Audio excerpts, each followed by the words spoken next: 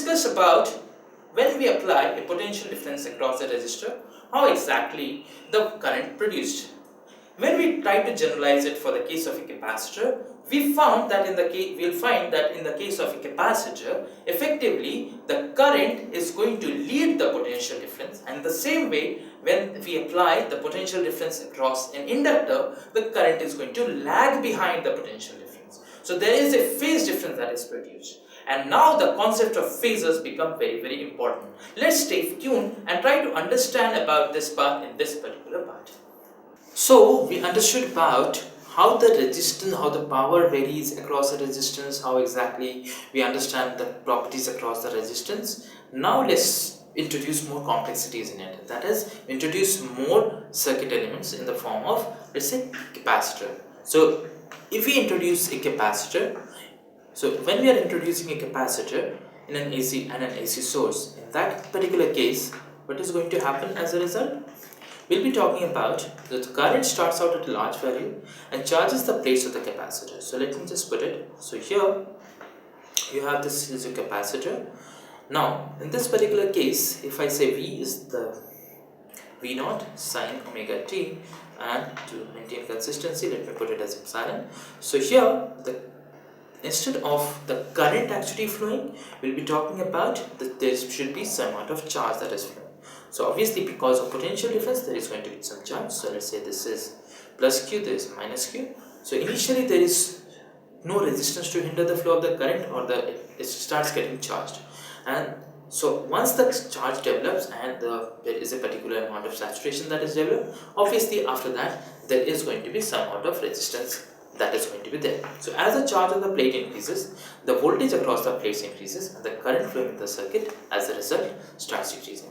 Because as you keep on developing the charge, the rate at which the charge is going to develop is going to go down. So as the rate at which the charge is developed goes down, so that results into an increase in the voltage across the plates, and that results into a decrease in the amount of current.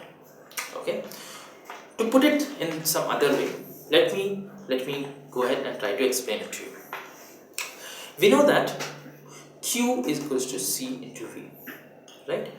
Okay, C stands for the capacitance. Now we are aware about the potential difference. So potential difference, if I just say, so this can be simply given by C to V naught sine omega t. So C V naught sine omega t is this. C V naught, if I just combine to be something like the maximum value of charge, this gives me Q naught sine omega t, right? So far so good. Now if you have to identify in terms of the current, so current is going to be what? Current is defined as the rate of flow of charge, that is dq by dt. So that is going to be given by Q naught being constant, so you'll get Q naught omega cos omega t, right? So cos omega t, if I say Q naught into omega is nothing but the rate of flow, that's the maximum value of the current, so I'll get I naught into cos omega t, right? So if I put it this way, can I further say that this is going to be equals to sine omega t minus pi by 2? I can safely say that, because sine omega t cos pi by 2 is 0, and then you have minus cos omega t sine pi by 2. Sine pi by 2 is going to be positive 1, right? So if I put it this way, so as a result you see that there is a phase now introduced, because you started off with your potential difference as E, this is equals to V naught sine omega t. So there is a phase difference that is there between the voltage and the current. So as a result the current is leading, so the current leads the voltage, or you can say that the voltage lags behind the current. Again, going back here, you see that the potential difference that we got is V naught sine omega t, and the current that we get is given by I naught sine omega t plus pi by 2. So the current is leading by a phase factor of pi by 2. Voltage is effectively lagging the current by a factor of pi by 2. So this way, if I have to just write it, so the current direction is going to be opposite, they are out of phase, they are different in phase by pi by 2, so they are out of phase. So the current is going to reverse in its direction. The voltage across the plates decreases as the plates lose charge they had accumulated. So how exactly it works? Once the plates have got completely charged. After that, the plates start losing their charge. Once they start losing their charge, effectively the current will start increasing and so on. So this is how the current and voltage relation is there in the case of capacitors. Okay, now when the capacitors in a alternating current, when there are capacitors and they start developing charges or they start accumulating charges, as a result there is going to be some amount of impedance. Impedance means it's a capacitive impedance. It's an analog of the resistance that we say. So, or we can also say that it's nothing but capacitive reactance. So capacitive reactance is basically the impedance of the circuit in terms of only the capacitor.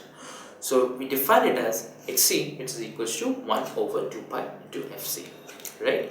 And how do we get to this? Let me again go back here. If you look at it here,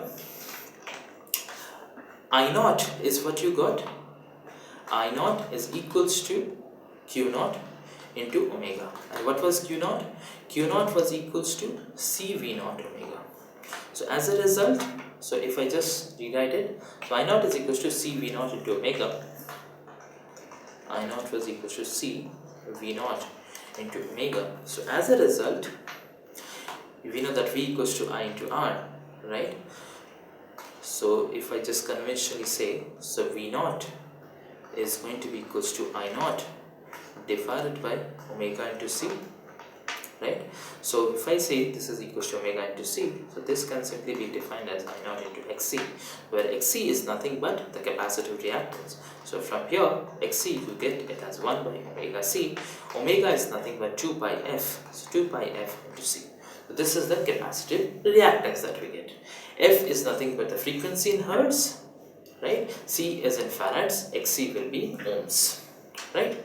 Okay, going further, what we'll say the Ohm's law for a capacitor. So the maximum value, if I say the maximum value or the RMS value of the capacitive reactance of the capacitive voltage is going to be equal to IRMS into the value Xc. That is very much obvious. We just got to know that V naught is equals to I naught into Xc. So if you just divide throughout by a factor of root 2, this is the most observable thing. So as a result, we get something like Vrms, which is equals to IRMS into Xc. So this is the relation that is given here. Okay, we have defined capacitors. Now let's try to define about inductors. So in the case of inductor, so what will we have? We'll have something like this, and you have a potential source, let's say sin L. This is your inductor L. There is current that is flowing. Okay, now if you remember, we define the EMF across the inductor as something like minus L di by dt. So even if I just take the magnitude part, so EMF magnitude wise is going to be L di by dt, right? Okay, so what next from here? From here we can say that di by dt is going to be equals to E divided by L. E is nothing but V naught sin omega t, so I'll get V naught sin omega t divided by L. So as a result, what do we have? We can say that di can simply be given by V naught by L sin omega t dt, or if you wish to keep the negative sign, you may do that because it's going to help us. So now if I just integrate it, so if I integrate it, I'll get something like I, which is going to be equals to I naught. I naught is going to be nothing but V naught by L, and here we'll get something like cos omega t. Okay, so if I take the cos omega t factor here, so cos omega t can simply be given by sin omega t minus pi by 2. Okay, so sin omega t minus pi by 2. So this tells me that how exactly the current is there. So in this case, the current is lagging the voltage by a factor of pi by 2. So here the current in the circuit is impeded by the back EMF.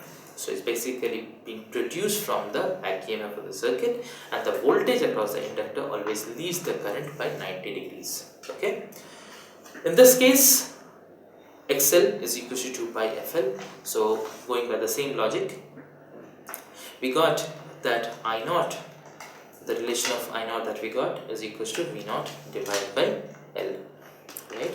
So I naught is equals to V naught divided by L.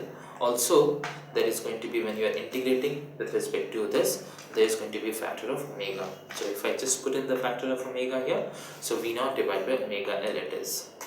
So from here, what will we get? V naught comes out to be equals to I naught into omega L, or if I just write it as I naught into XL, so XL is the inductive reactance, so that is going to be equals to omega into L, or this is equals to 2 pi F into L.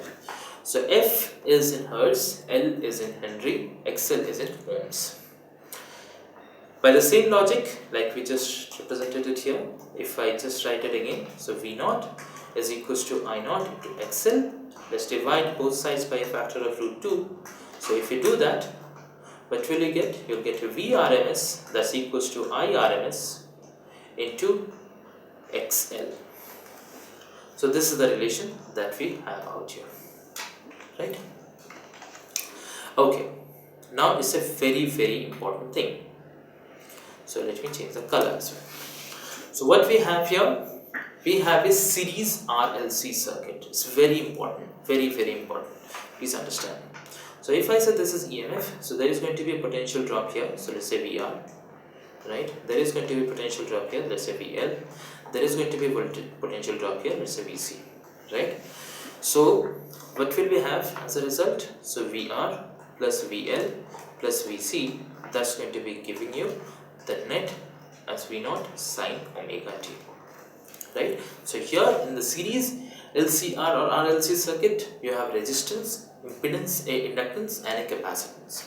The current is going to vary sinusoidally, but how exactly it varies, let's try to figure it out. VR, so VR is going to be equals to, if I say that the current that is flowing is I, so I'll write it as I into R, right? VL is the potential difference across the inductance. So taking the magnitude part, so we'll get L di by dt. VC is going to be equals to Q divided by C. That is equals to V naught sine omega t. Now, let's rearrange everything in terms of the charge. We cannot have integration differentiation both. So let's keep everything in terms of the charges. So what can we do? We can write down the equation something like, if we rearrange it, so we can say L d square Q divided by dt square plus you will have R dq by dt plus Q over C, which is equals to V naught sine omega t. Now if we divide throughout by a factor of L, so if we divide throughout by a factor of L, what exactly will we get? We'll get d square Q by dt square plus R by L dq by dt plus Q divided by LC, that's equals to V naught divided by L sine omega t, right? So this is the governing equation for an RLC circuit. Now we need to simplify this and solve it further. How? We know that the instantaneous voltage across the resistor is in phase with the current. So let me just try putting that. So if I just say that here is everything. So if I just put it in terms of the current. So the current is here. The voltage across the resistor is along this. The instantaneous voltage across the inductor leads the current by 90 degree. So this is VL. Instantaneous voltage across the capacitor lags the current by 90 degree. So this is here.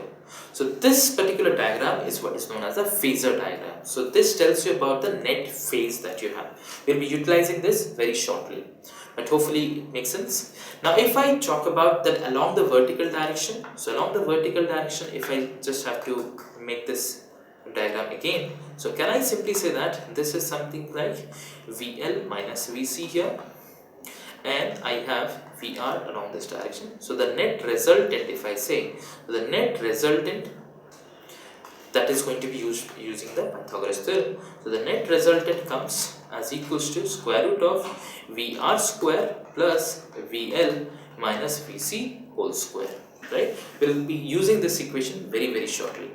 So hopefully it makes sense so far. So as I just mentioned about the phasor diagram, so we get to know that the net potential difference goes like this. So this way you move from the horizontal, from the direction of current towards the net direction of voltage. So to account for the different phases of the voltage drops, vector techniques are used.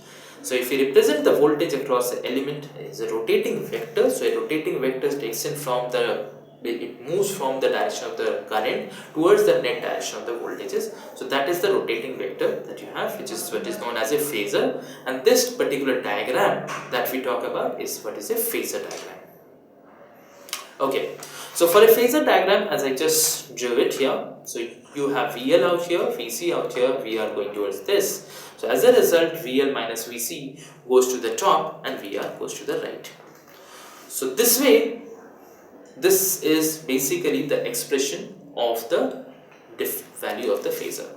Now, we got to know, let me again go back here. So if I talk about here, so VL minus VC is here, VR is here. As a result, we got the value, net value. So that if we talk about Vmax, so Vmax is going to be equals to square root of VL minus VC whole square plus VR whole square, right? Also, if I say F is the angle that is here, but if you don't want to get confused, you can put it as phi as well. So from here, what you say, you find out the phasor angle, the tan phi. So tan phi is equals to VL minus VC upon VR. So that is expression is also given here.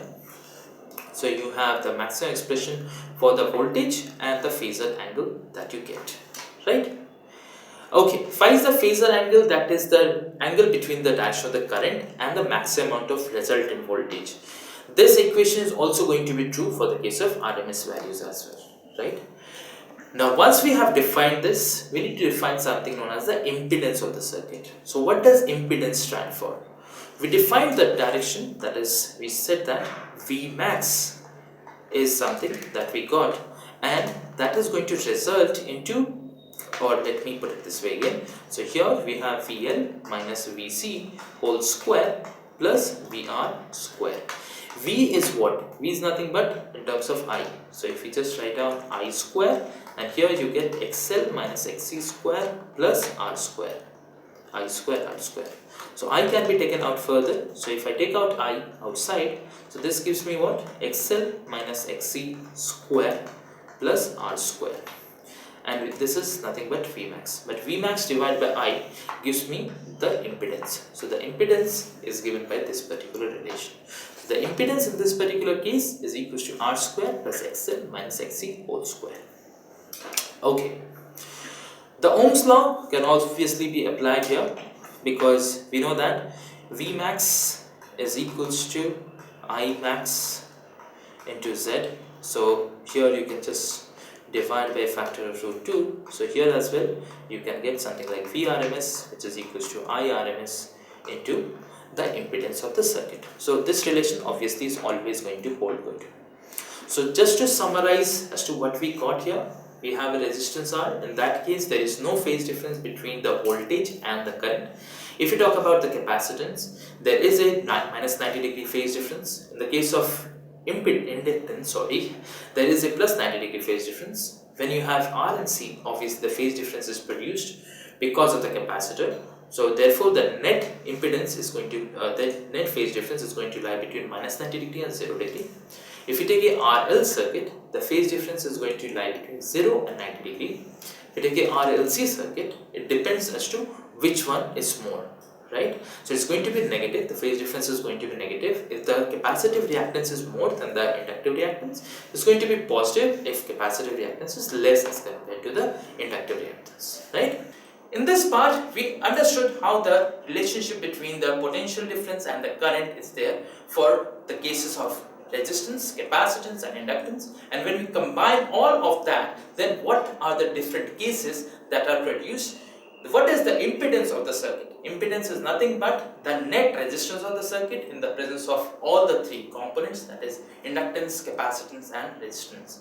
For the inductance, we define something known as inductive reactance. For capacitance, we defined something like capacitive reactance, and a holistic picture gave us a net value of impedance. The net value of impedance tells us that in the case when we say XL is equals to XC, then we'll get something known as something related to a resonance. We'll continue further on with this part of LCR in our next part, where we'll try to discuss and try to derive a relationship between the angular frequency of the applied source and the angular frequency inherent to that particular circuit. We'll also try to understand about the power that is generated as well as the resonance. So stay tuned for that.